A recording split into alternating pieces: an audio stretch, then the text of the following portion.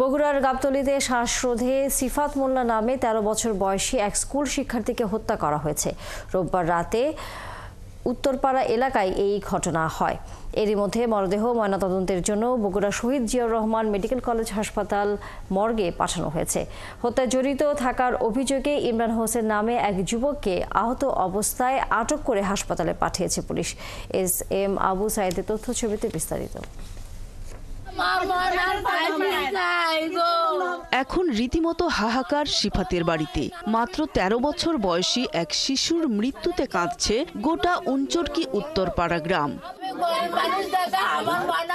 স্বজনেরা জানান, সিফাত রবিবার মসজিদে ইফতারের পর বাসায় ফেরে। রাত ৮টার দিকে কে বা কারা তাকে বাসা থেকে ডেকে নিয়ে যায়। এরপর অনেকক্ষণ পরিবারের সদস্যরা সিফাতের খোঁজ না পাওয়ায় আশপাশে তার খোঁজ করতে থাকে। এক পর্যায়ে এলাকার ঈদগাহ মাঠে সিফাতকে অচেতন অবস্থায় পড়ে থাকতে দেখা যায়। দ্রুত তাকে উপজেলা স্বাস্থ্য কমপ্লেক্সে নেওয়া হলে চিকিৎসক মৃত ঘোষণা করেন।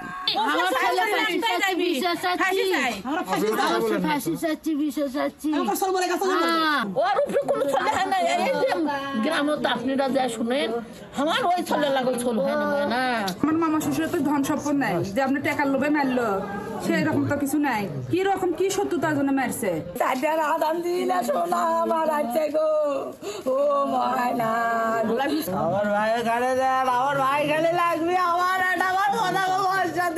আর এই বাচ্চাটা খুব ভালো, এলাকার লোক সবাই বলবে একটাকে ওই ছেলেটা খুব ভালো।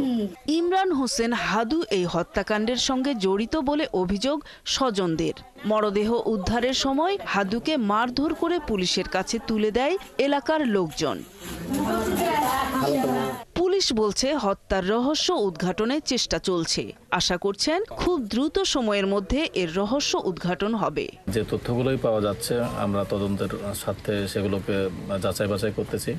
আশা করি খুব শীঘ্রই আমরা এই হত্যাকাণ্ডের রহস্য উদ্ঘাটন করতে পারবো। কিন্তু কেন ইমরান হোসেন হাদুকে এই হত্যায় সন্দেহ করা হচ্ছে সে ব্যাপারে পুলিশ কোনো তথ্য দেয়নি, কিংবা স্বজনরাও পরিষ্কার করে কিছু বলেনি।